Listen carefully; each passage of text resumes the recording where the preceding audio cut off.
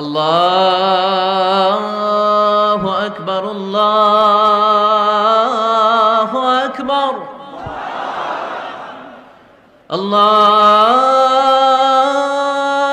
আকবার, আল্লাহু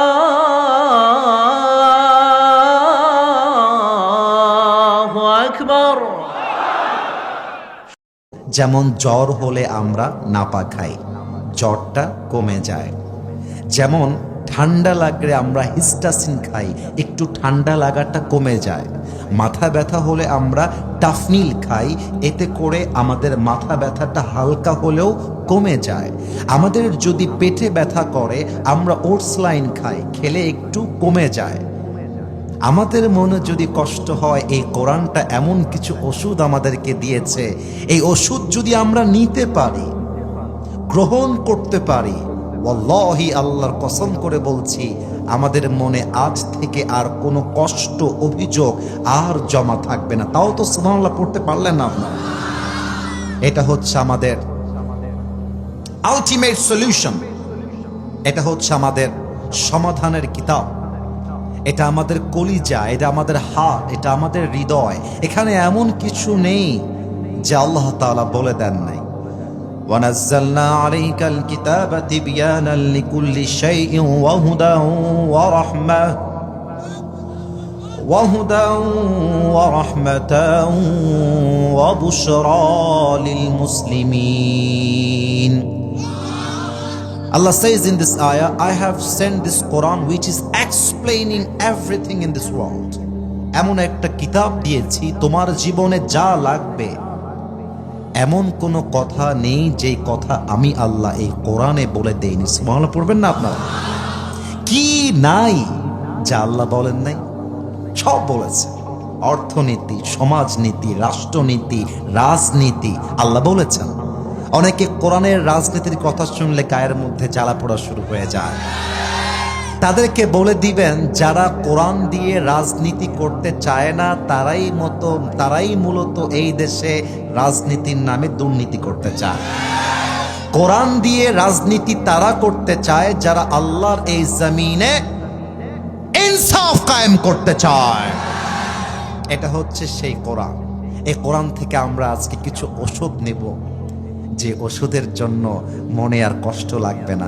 অনেক যুবক এখানে আছে ছ্যাঁকা খেয়ে বেকা হয়ে গেছে, অনেক মুরব্বী আছে তার সন্তান তার কথা শোনে না, অনেক মা আজকের মাহফিলে এসেছে তার স্বামীর কথা আর কুকুরের ঘেউ ঘো দুইটার মাঝে কোনো পার্থক্য নাই।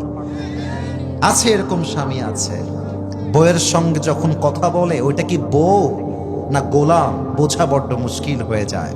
অনেক যুবক আছে পছন্দের মেয়েকে বিয়ে করতে চায়, বাপ মা বিয়ে দিতে চায় না। অনেক যুবক আছে বিয়ে করতে চায়, বিয়ে করতে পারে না, তাই না? বলো যুবক ভাইরা বলো। আজকে যার মনে যেই যে কষ্ট আছে, এ কোরআন আজকে তার সলিউশন দিবে মেডিসিন হিসেবে। আসুন আমরা কোরআনের কাছেই বলি, কোরআন তুমি আমাদেরকে কিছু ঔষধ দাও, যে ঔষধগুলো জেনে নিলে আমার মনে আর কোনো কষ্ট থাকবে না। 1 নম্বর আয়াত, সূরাতুল বাকারাহ সর্বশেষ আয়াত তথা 286 নম্বর আয়াত। আউযু বিল্লাহি মিনাশ শাইতানির রাজীম।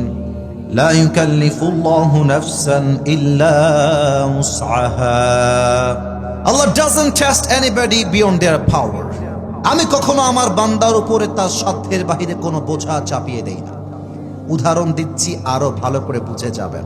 আমার দিকে তাকান।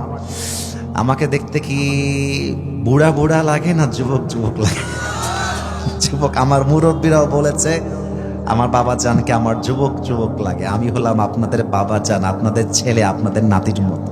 আমি যুবক মানুষ। মনে করেন আমার বয়স 30, কথার কথা এক্সাম্পল।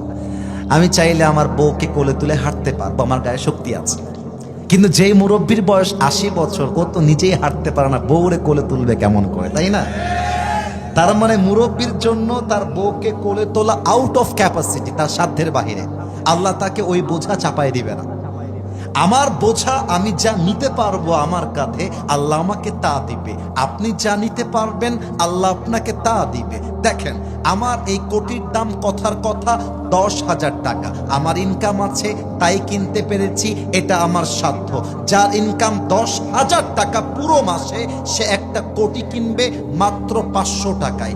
আমি আমার সাধ্য অনুযায়ী এটাতেই খুশি। যার সাধ্য 500 টাকা সে তাতেই খুশি।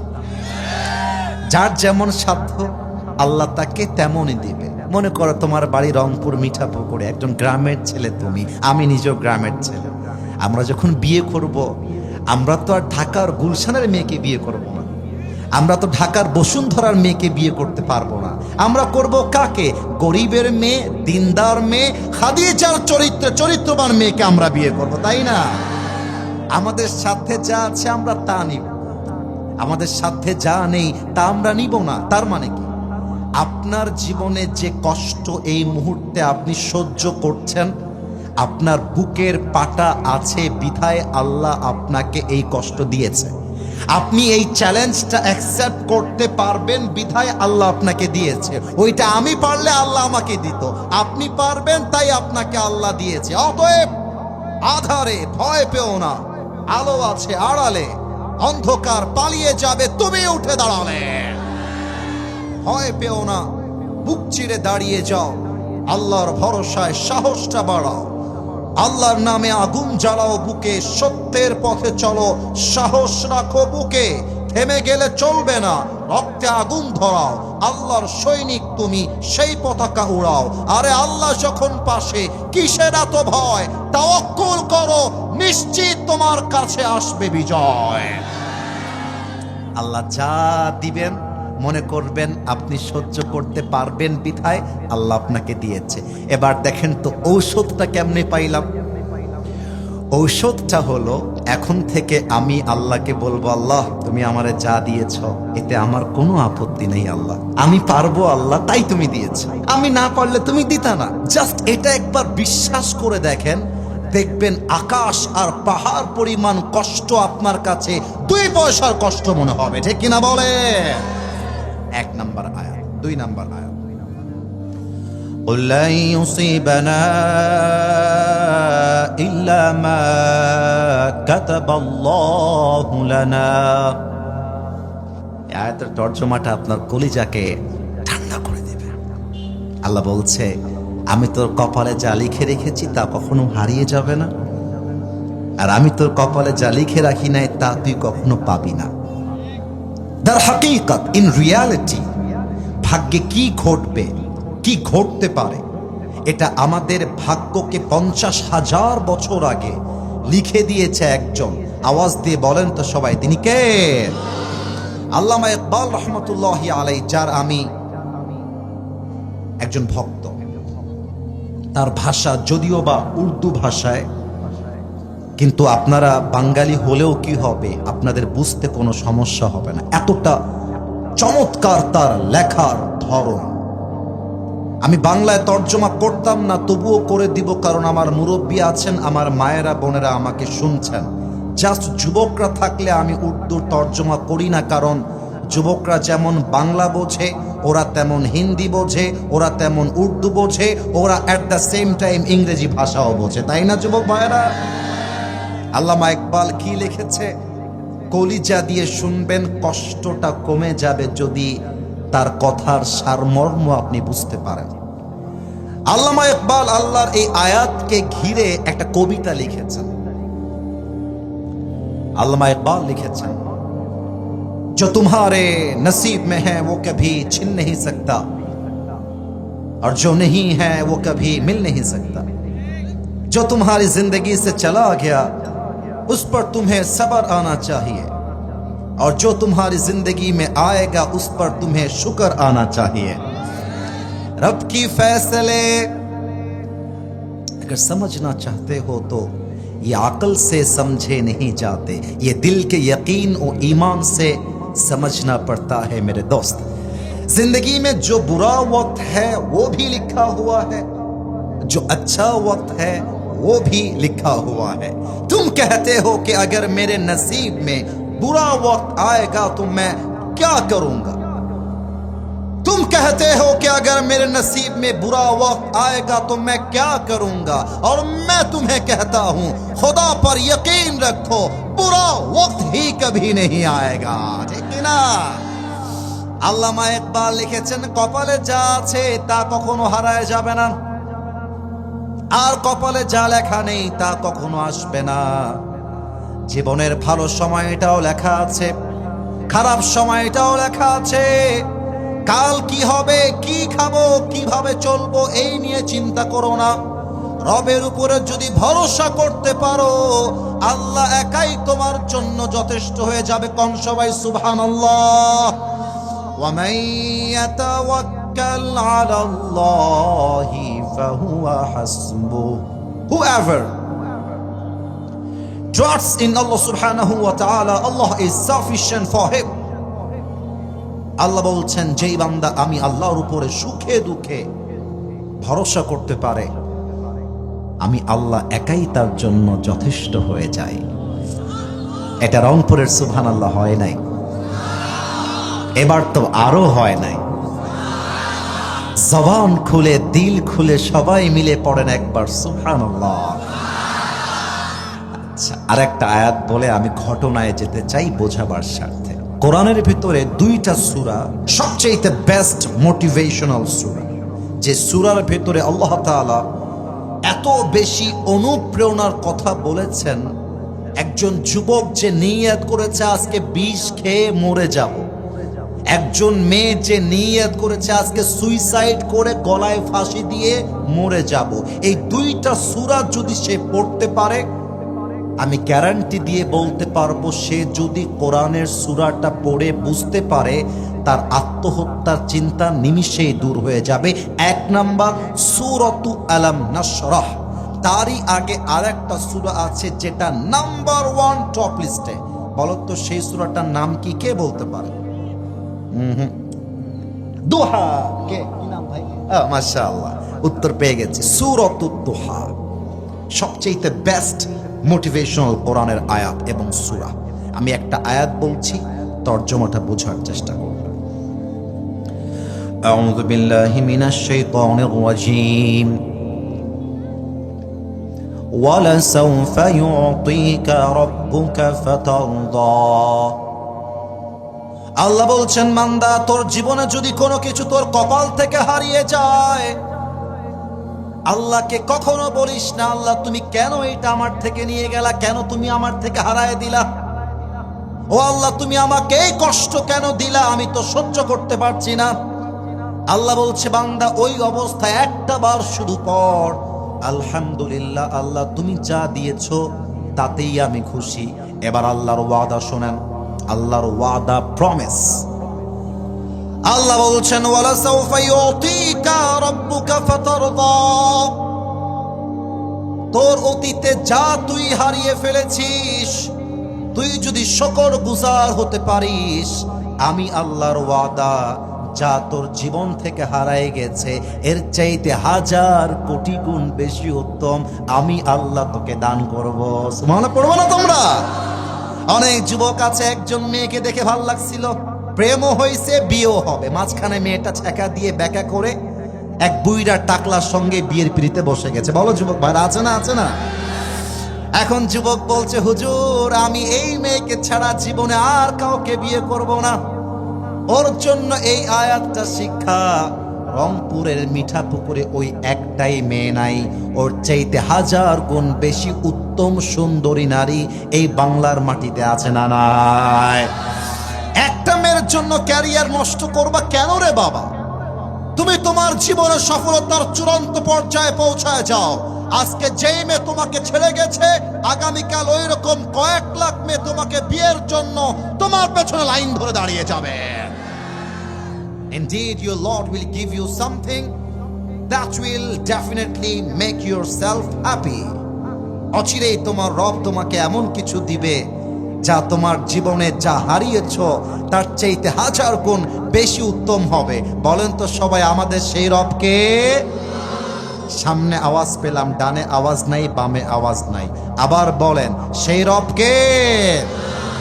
আল্লাহ আমার রব। গান না, আল্লাহ আমার রব, দমে দমে তনু মনে তারি অনুভব, তোমার দুনিয়াতে আমি যেদিকে তাকাই, অথই নেয়ামতে ডুবে আছি সবাই। পাখ পাখালির কণ্ঠে শুনি তসবি কল রব, তসবি কল রব, আল্লাহ আমার রব, এই রবই আমার সব। রংপুরবাসী আমাদের রবকে। এবার আসুন আমরা হাদিসে প্রবেশ করতে চাই। এবার আপনাদেরকে প্রশ্ন করছি, you have to answer me very loudly. মিঠাপুকুরবাসী বলেন তো, আমার কলিজার টুকরা প্রিয় নবীজির মোট স্ত্রী কয়জন ছিলেন? 11 জন। কে বলেছেন? এই তো, মাশাআল্লাহ। বিভিন্ন জায়গায় বিভিন্নবার সবচাইতে সহি হচ্ছে 11 জন ওয়াইফ। আচ্ছা, এবার একটা প্রশ্ন করছি, একজন ওয়াইফ এমন ছিলেন যাকে নবীজি মাত্র 6 বছর বয়সে বিয়ে করেছিলেন, তার নাম কি ছিল? না, আপনি বললে তো হলো না, আপনি তো জানেন, ওরা বলবে। আয়েশা রাদিয়াল্লাহু তাআলা আনহা। লাস্ট প্রশ্ন, আয়েশার বাবা নবীজির খুব কাছের বন্ধু ছিলেন, তার নাম কি ছিল? আবু বকর রাদিয়াল্লাহু তাআলা আনহু। মাশাআল্লাহ, আপনারা তো অনেক ভালো জানেন, অ্যামেজিংলি অ্যাপ্রিশিয়েটেড। কোনো ভয় পাচ্ছেন না আপনারা। অনেকে ভয় পায়, বলতে চায় না। আপনাদের উত্তরই প্রমাণ করছে আপনারা একমাত্র আল্লাহকে ছাড়া কাউকে ভয় করে কথা বলেন না। আয়েশা রাদিয়াল্লাহু তাআলা আনহা। আমি জাস্ট বোঝাবো, খারাপ সময় আসলে আপন মানুষের চেহারা কেমন করে পরিবর্তন হয়ে যায়। আমি শুধু বোঝাবো যে খারাপ সময় আল্লাহ ছাড়া আর কেউ আপন হয় না। কথা ভুল বললাম না ঠিক বললাম? তোমার বন্ধু যে তোমাকে বলে না, এই বন্ধু টেনশন নাই, খালি বিপদে পড়লে আমাকে একটা কল দিবি, ये जो कहते हैं ना, ये बिल्कुल झूठ कहते हैं, झूठ। যখন বিপদে পড়বা 500 টাকা লাগবে, আমাকে দেখো আমি একটু অভিনয় করে দেখাই যাতে তোমরা বাস্তবতা বুঝতে পারো। 3টা 500 টাকার নোট নিলাম, আমি জানি এটা নোট না, টাকা গুনতেছে 500 500 1000 1500। সাডেনলি তার বন্ধু কল দিয়েছে, হে বন্ধু, হ্যাপি বিপদে পড়ছি রে বন্ধু, 500 টাকা আর্জেন্ট লাগবে। বলছি, ইস রে, আর মাত্র 5 মিনিট আগে বলতি, এখনই সব টাকা দিয়ে দিলাম। হাতে কিন্তু টাকা আছে। টাকা যখন লাগবে তখন বুঝবা সবচাইতে চিরচেনা আপন মানুষের চেহারাগুলো তখন পরের মতো হয়ে যায়। আবার দেখবা, আমি আমার পার্সোনাল লাইফে দেখেছি। আচ্ছা, আপনারা একটা কথা বলবো, আপনারা রাগ করবেন না। আমরা যারা আলোচক আছি, আমি হতে পারি, ডক্টর আজহারি সাহেব হতে পারে, শায়েখ আহমদুল্লাহ হুজুর হতে পারে, যারা দেশে অনেক ফেমাস কিংবা তাদের ফ্যান ফলোয়ার্স একটু বেশি আছে। আমি খুব বড় মনে করছি নিজেকে, তা না, বাট আমি যা বোঝাচ্ছি তা বুঝবেন। দেখবেন আমাদেরকে যে সবাই ভালোবাসে তা কিন্তু না। আবার এই মাহফিলে অনেকে থাকতে পারেন যারা আমাকে অপছন্দ করেন, হতে পারে কি পারে না বলেন? সবাই বলেন। একটা দলকে যেমন সবাই ভালোবাসে না, একজন ব্যক্তিকে কিন্তু সবাই ভালোবাসে না। আমাদের নামে যখন কোনো একটা ক্লু মানুষ পেয়ে যায় যে আসিফ হুজুর মনে হয় এই অন্যায়টা করেছে, বাস ট্রল করা শুরু হয়ে গেল, আসিফ হুজুর খারাপ, এই সেই ইত্যাদি কমেন্ট সেকশনে গালি দিয়ে ভরা। আবার আগামীকাল যদি আমি একটা ভালো কাজ করে দেই, আমি যদি সফল হয়ে যাই, বলবে আমি আগেই বলেছিলাম আসিফ হুজুরের মতো কি ভালো লোক হয় নাকি রে পাগলা। ভালো সময় আসলে পরের মানুষও আপন হয়ে যায়, আর খারাপ সময় আসলে আপন মানুষও পর হয়ে যায়, ঠিক কিনা বলেন? আসুন আপনাদেরকে একটা ঘটনার জগতে নিয়ে যাই। ঘটনার জগতে আয়েশা রাদিয়াল্লাহু তাআলা আনহা নবীজির একজন ওয়াইফ ছিলেন। বাংলাদেশে তো 4 বিয়ে দূরের কথা, 2 বিয়ে করা রাজকীয়তা ছাড়া আর কিছু হতে পারে না। আরে মানুষ একটা বউ পায় না, 4 বিয়ে করবে কেমন করে? তো আম্মা জান আয়েশা নবীর একজন ওয়াইফ ছিলেন। নবীজি প্রতি মাসে এক একজন ওয়াইফকে নিয়ে বাহিরে ঘুরতে যেতেন। আপনারা আমার একটু বক্সের দিকে তাকান। এই বক্সটা আপনারা কি লটারি বোঝেন? লটারি, হ্যাঁ সবাই বোঝেন। লটারি মানে কি? কয়েকটা কাগজ থাকবে, একটা আমরা হাত দিয়ে তুলবো, যার নামটা উঠবে সেই পাশ। তো নবীজির স্ত্রীরা বসে আছেন, নবীজি একটা লটারি করছেন, যার নামটা উঠে যাবে she will go outside with me, সে আমার সাথে বাহিরে যাবে ঘুরতে। তো লটারি করতে করতে যেই নামটা প্রথমে উঠেছে সেটাই হচ্ছে আমাদের আম্মাজান আয়েশার নাম উঠেছে। সুবহানাল্লাহ পড়বেন না আপনারা?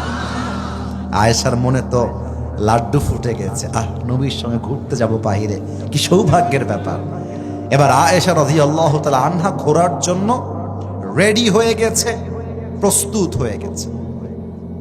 হাদিসের মূল ঘটনা হচ্ছে এই রকম, যখন তারা ঘুরে বাসায় ফিরে আসছিল, হঠাৎ করে আম্মাজান আয়েশা তার উটের যেই হাউদাজ ছিল, পালকি, আরবিতে বলা হয় হাউদাজ, বাংলায় আমরা এটাকে বলি পালকি।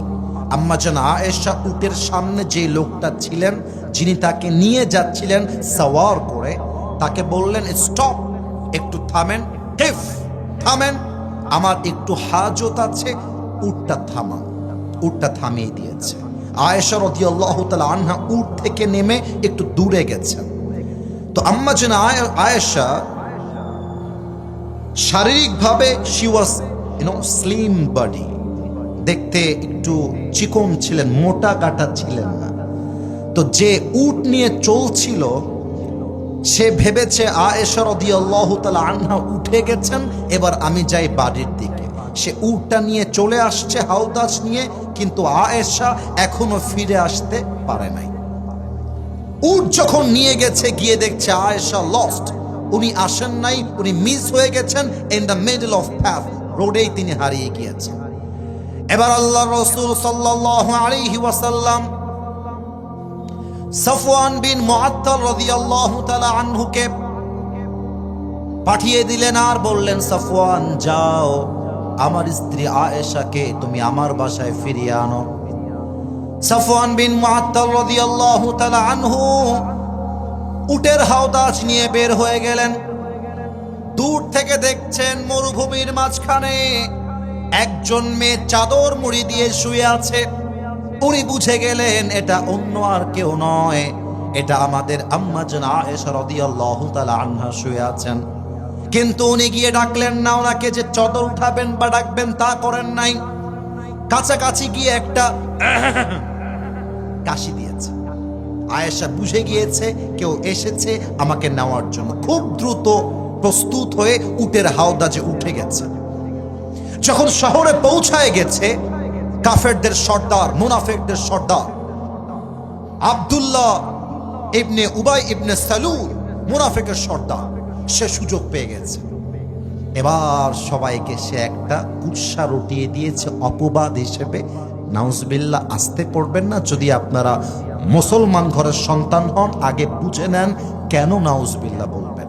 সে বলল, আয়েশা ওই যুবকের সঙ্গে মাঝ রাস্তায় জেনা করে, ব্যভিচার করে বাসায় ফিরে আসছে। একটা মেয়ের উপরে এর চাইতে বড় ক্লেম, অপবাদ আর কি হতে পারে?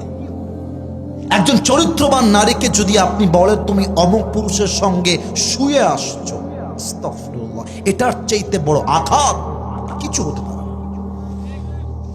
আম্মাজান আয়েশা রাদিয়াল্লাহু তাআলা আনহা এই বিষয়টা জানতেন না। কয়েকদিন পরে তিনি খেয়াল করলেন আমার নবীজি, আমার স্বামী আমাকে আগের মতো আর ভালোবাসে না, আগের মতো আর আদর করে না, আমাকে অ্যাভয়েড করছে, আমার দিকে তাকাচ্ছে না আগের মতো। উনি তাও টের পান নাই। এবার যখন বাসায় গেছেন, বাসায় যাওয়ার পরে একজন কাজের মহিলা তাকে খবর দিয়েছে, Ayesha, don't you know what's happening here? তুমি কি জানো না কি চলতেছে? আয়েশা বলছে, লা, আমি তো জানি না, আমাকে বলো কি হয়েছে। এবার ওই চাকরানি বলছে, আয়েশা, তোমার নামে পুরো শহরে ছড়িয়ে গিয়েছে তুমি নাকি সাফওয়ান বিন মুআত্তালের সঙ্গে জেনা করে বাসায় ফিরে আসছো। এটা শুনে আয়েশার মাথায় আকাশ ভেঙে পড়েছে। এবার বাবার কাছে আসছে, আবু বকর সিদ্দিক রাদিয়াল্লাহু তাআলা আনহু।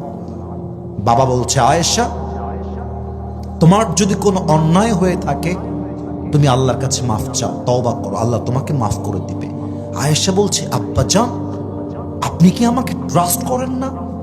আপনি কি আমাকে বিশ্বাস করেন না? নবীজি আসছে, এসে বলছে, আয়েশা, তওবা করে নাও, আল্লাহ তোমাকে মাফ করে দিবে। হে রাসূল, আপনি আমাকে বিশ্বাস করেন না? আমি এই কাজ করতে পারি। Do you believe that? এটা আপনার বিশ্বাস হয়? আপনি কেমনে বলতে পারলেন? আয়েশার মনটা ভেঙে চূর্ণ বিচূর্ণ হয়ে গেল। আমার উপরে জিনার অপবাদ আসছে। এবার আয়েশা রাদিয়াল্লাহু তাআলা আনহা বললেন, এই কষ্টের সাথী আমার আর কেউ নয়, এই কষ্টের সাথী আমার একজন, তিনি কে? তো জোরে বলতে পারলে না, বলেন সবাই, তিনি কে? আয়েশা বলছে, আল্লাহ, আমার কষ্টের সময় আমাকে সবাই ভুল বুঝেছে, আমার আপন মানুষগুলো পর হয়ে গিয়েছে, আল্লাহ তুমি ছাড়া আর কেউ আমার জন্য নেই। আল্লাহ রাব্বুল আলামিন সঙ্গে সঙ্গে আয়াত নাজিল করে দিলেন এবং আল্লাহ নিজেই ঘোষণা দিলেন, আমার আয়েশা কোনো অপবিত্রা নারী নয়, আমার আয়েশা কোনো চরিত্রহীন নারী নয়, আমার আয়েশা তোমরা যে অপবাদ দিয়েছো, আমার আয়েশা এই কোন অন্যায়ের আশেপাশেও যায় নাই। কোন সবাই সুবহানাল্লাহ। আমার আয়েশা পবিত্র, আমার বান্দি পবিত্র, সে কোনো জেনা করে নাই। এখান থেকে শিক্ষা হচ্ছে একটা, বিপদের সময় তোমাকে তোমার বাবা মাও ভুল বুঝতে পারে। খারাপ সময় আসলে আমার মায়েরা রাগ করবে, আমি এটা বলার আগে ক্ষমা চাচ্ছি আমার বোনদের কাছে। খারাপ সময় আসলে পুরুষের সঙ্গে তার বউটাও বেঈমানি করতে সময় লাগে না। পেপার পড়েন, নিউজ পড়েন, স্বামীটা গিয়েছে প্রবাসে, আস্তাগফিরুল্লাহ বলতেই লজ্জা লাগছে, তাও বলতে হবে। আর বউটা স্বামীর টাকায় খায়, স্বামীর টাকায় পড়াশোনা করে, স্বামীর টাকার বাড়িতে থাকে, আর ওই বাসায় থেকে আরেক পুরুষের সঙ্গে ইমোতে, মেসেঞ্জারে, ফেসবুকে পরকিয়া করে বেড়ায়। কত বড় বেঈমান, কত বড় নিমক খারাপ, চিন্তা করতে পারেন। আর একটা কথা বলে দিয়ে যাই, যেই মেয়ে স্বামীর সঙ্গে বেঈমানি করে ওই মেয়ের জীবনে সম্মান বলতে আর কিছু বাকি থাকে না। স্বামীর সঙ্গে বেঈমানি করে কই যাবেন? তালাক নিবেন, তালাক নিয়ে কই যাবেন? বাপের বাড়ি যাবেন, বাপের বাড়ি 1 মাস থাকবেন, 2 মাস থাকবেন, 3 মাস থাকবেন, তারপরে কি? সবাই বলবে, কিরে তোর তো ডিভোর্স হয়ে গেল রে, কিরে তুই তো ডিভোর্সই হয়ে গেলি রে। তখন দেখবেন স্বামীর বাড়ির ভাতের চাইতে বাপের বাড়ির ভাতের দাম বেশি হয়ে গেছে, ঠিক কিনা বলে? প্রিয় বোনেরা, স্বামীর সঙ্গে বেঈমানি করবেন না। স্বামীর সঙ্গে বেঈমানি করলে কপালটা আপনার পুড়ে যাবে। তো আমি যেটা বলছিলাম, কষ্টে দুঃখে সবাই আমার হাত ছাড়তে পারে, বাট আমার হাত ছাড়বে না এক সত্তা। বলেন সবাই, তিনি কে? 2 নাম্বার প্রশ্ন করছি 2 নাম্বার হাদিসের জন্য। নবীজির কোন পুত্র সন্তান কি দুনিয়াতে বেঁচে ছিল? উত্তর সঠিক। আরেকবার, বেঁচে ছিল? আচ্ছা, নবীজির যে কয়জন মেয়ে ছিলেন, একজন মেয়েকে নবীজি কলিজা দিয়ে সবচেয়ে বেশি ভালোবাসতেন, মেয়েটার নাম কি ছিল? রাদিয়াল্লাহু তাআলা আনহা। মাশাআল্লাহ, উত্তরটা সঠিক হয়েছে। এবার বলেন, ফাতেমার যিনি স্বামী ছিলেন, স্বামীর নাম কি ছিল? উত্তর সঠিক। ডানে আওয়াজ আছে, বামে কোনো আওয়াজ আমি পাই নাই, so sorry to say that. সবাইকে বলতে হবে, ফাতেমার স্বামীর নাম কি ছিল? আলী রাদিয়াল্লাহু তাআলা আনহু।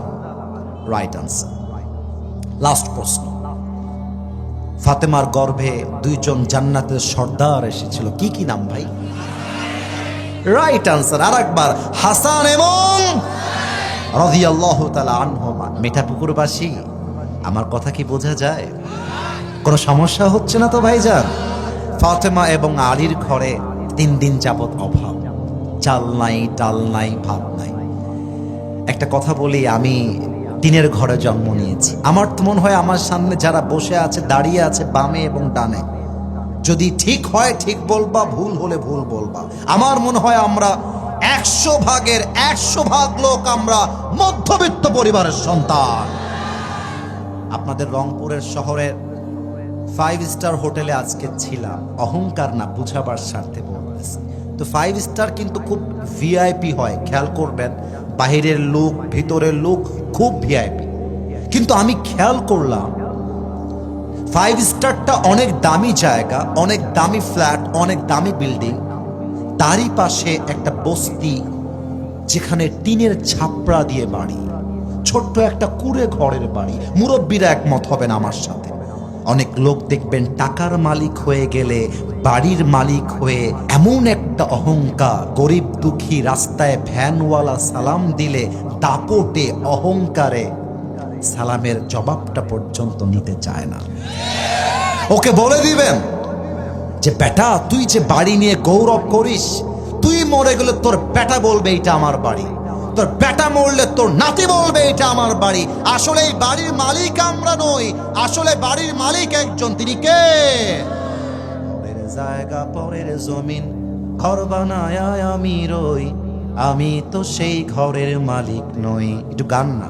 পরের জায়গা পরের জমিন ঘর বানায় আমি রই, আমি তো সেই ঘরের মালিক নই। ঠিক কিনা বলেন? সেই ঘরখানা যার জমিদারি, আমি পাই না তাহার হুকুম জারি, আমি পাই না জমিদারের দেখা, আমি পাই না জমিদারের দেখা। মনের দুঃখ কারে কই, আমি তো সেই ঘরের মালিক নই। পরের জায়গা পরের জমিন ঘর বানায় আমি রই, আমি তো সেই ঘরের মালিক নই। ঘরের মালিক কে? ফাতেমা রাদিয়াল্লাহু তাআলা আনহার ঘরে 3 দিন যাবত চাল নাই, ডাল নাই, ভাত নাই। আমার চোখে চোখ রাখেন। এবার ফাতেমা রাদিয়াল্লাহু তাআলা আনহা আব্বার কাছে গিয়েছে, নবীর কাছে ডাক দিয়ে বলছে, ইয়া রাসূলুল্লাহ আতিনি শাইআন, কিছু খাবার দেন। হাসান ক্ষুধার্ত, হোসাইন ক্ষুধার্ত, আলী ক্ষুধার্ত, আমি আপনার কলিজার টুকরা মেয়ে ফাতেমা, আমিও 3 দিন যাবত ক্ষুধার্ত। আল্লাহর রাসূল বললেন, ফাতেমা তোমার কষ্টের কথা আমি বুঝে গিয়েছি আম্মা জান, টেনশন করবা না, তোমার জন্য আমার কাছে খাবার প্রস্তুত আছে। এবার নবীজি বলছে, ফাতেমা তোমার জন্য আমার কাছে 2টা অপশন আছে। লুক অ্যাট মাই 2 ফিঙ্গার্স, 2টা আঙ্গুল দেখে বলেন কয়টা অপশন আছে? আওয়াজটা আসে নাই, বলেন কয়টা? 1, আমি তোমাকে 5টা বকরি দিব। 2, আমি তোমাকে 5 শব্দের দোয়া শিখায় দিব। Which option you want to select? তুমি কোনটা নিবা? ফাতেমা বলছে, আব্বা জান, আমার কষ্টের সাথী আমার আখিরাত, আমার কষ্টের সাথী আমার আল্লাহ, আমার কষ্টের সাথী আমার ধৈর্য, আমার সবর। আমার 5টা বকরির দরকার নাই, আপনি আমাকে 5টা শব্দের দোয়া শিখায় দেন, আমি এতেই খুশি মনে বাসায় ফিরে যাব। তাও তো সুবহানাল্লাহ কইতে পারলেন না আপনারা মিয়া। এবার নবীজি বলছে, ফাতেমা আমার মুখোমুখি বসো। আমি একটু পেছনে গেলাম, একটু খেয়াল রাখবেন। নবীজি এভাবে বসেছে, ফাতেমা তার বরাবর, exact, I mean face to face, সামনাসামনি। নবীজি বলছে, ফাতেমা আমার সাথে পড়ো, ইয়া আউয়ালাল আউয়ালিন, ইয়া আখিরাল আখিরিন, ইয়া যাল কুওয়াতিল মাতিন, ইয়া রাহিমাল মাসাকিন, ইয়া আরহামার রাহিমিন। পড়ো আমার সাথে। ফাতেমা 5 বার 5টা শব্দের দোয়া পড়েছে। আব্বাজান বলছে, ফাতেমা মুখস্থ হয়েছে? বলছে, ইয়েস আই হ্যাভ মেমোরাইজড, আমার মুখস্থ হয়ে গেছে, যাও বাসায়। বাসায় আসছে, আলী বলছে, ফাতেমা আইনা তুআম, ইয়া ফাতেমা আইনা তুআম, তুমি না কষ্টের হাত নিয়ে নবীর কাছে গেলে খাবার নেওয়ার জন্য, খাবার কোথায়? ফাতেমা বলছে, দুনিয়া ওয়া জিতু বিল আখিরা, হে আলী আমার হাত খালি নয়, আমি আমার নবীর কাছে দুনিয়া চাওয়ার জন্য গিয়েছিলাম, আমার নবী আমাকে 2 হাত ভর্তি আখিরাত দিয়ে বাসায় ফেরত পাঠিয়েছে। সুবহানাল্লাহ পড়েন। আল্লাহু আকবার, আল্লাহু আকবার, আল্লাহু আকবার। কি কথা, কি ভরসা, কি ধৈর্য, কি অ্যাটিটিউড। আলী বলছে, ফাতেমা এই কথা দিয়ে কাজ হবে না, আমি নিজে এবার শ্বশুরের কাছে যাব।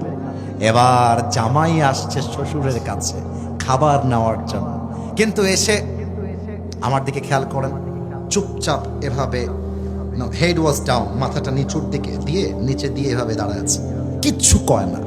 নবীজি বলে, মালাকা ইয়া আলী, হে আলী তোমার কি লাগবে আমাকে বল। চুপচাপ, কোনো কথা কয় না। আরে বলো না কি লাগবে। আলী বলছে, ইয়া রাসূলুল্লাহ আতিনি শাইআন, কিছু খাবার দেন, 3 দিন যাবত না খাওয়া কষ্টে আছি আমরা। নবীজি বলছে, আলী ওকে নো প্রবলেম, যা লাগবে আমি তোমাকে দিব, আমি তোমার শ্বশুর এখনো বেঁচে আছি, তবে আই হ্যাভ 2 অপশনস, 2টা অপশন তোমার জন্য আছে। কি কি বলেন? 1, আমার কাছে তোমার জন্য 5000 বকরি আছে, 5টা নয়, 5000। আর আমার জন্য তোমার ব্যাপারে 5টা শব্দের দোয়া আছে, তুমি কোনটা চাও? আমি আর আপনি বললে, আরে ধৈর্যের গুষ্টি কিলাই, কষ্টের সাথী আল্লাহ, এসব গুষ্টি কিলাই, আমাকে আপনি আগে 5000 বকরি দেন, আমাকে খাইতে হবে। আলী বলছে, নবীজি আমার 5000 বকরির দরকার নেই, আপনি আমাকে 5 শব্দের দোয়া শিখাই দিবেন, এতেই আমি আলী খুশি মনে বাসায় ফিরে যাব। সুবহানাল্লাহ পড়তে পারলেন না আপনারা? 5 শব্দের দোয়া শিখে বাসায় আসছে। ফাতেমা বলছে, কি আলী, আমাকে তো খুব ধমক দিলা, হাত কেন খালি? তোমার হাত যে খালি, इसका जवाब मुझे कौन देगा? কি ব্যাপার, হাত খালি কেন? এবার আলী বলছে, ফাতেমা, তোমাকেও যেমন তোমার বাবা জান আখেরাত দিয়ে ফেরত পাঠাইছে, আমাকেও তেমন আখেরাত দিয়ে ফেরত পাঠিয়ে দিয়েছে। চলো আমরা সবরের সঙ্গে আল্লাহকে ডাকি। বাস দুইজন মিলে বাসায় ঢুকে 5 শব্দের আমল শুরু করেছে। ইয়া আউয়ালাল আউয়ালিন, ইয়া আখিরাল আখিরিন, ইয়া যাল কুওয়াতিল মাতিন, ইয়া রাহিমাল মাসাকিন, ইয়া আরহামার রাহিমিন। যদিও বা কারো মুখস্থ হয় নাই, ইউটিউবে আপলোড যাবে, নামাবেন, ডাউনলোড দিবেন, শুনবেন, পড়বেন, 5 ওয়াক্ত নামাজের পরে আমল করবেন। আল্লাহ আপনার ঘর থেকে অভাবকে দূর করে দিয়ে পুরো ঘরটাকে আল্লাহ বরকতপূর্ণ করে দিবে। সুবহানাল্লাহ বলে সবাই। হাদিসে আসছে 3 দিন আমল করার পরে আল্লাহ এত রিজিক দিয়েছে যে আলীর জীবনে, ফাতেমার জীবনে খাবার কষ্ট বলতে কি তারা সব ভুলে গিয়েছে। সুবহানাল্লাহ বলে সবাই।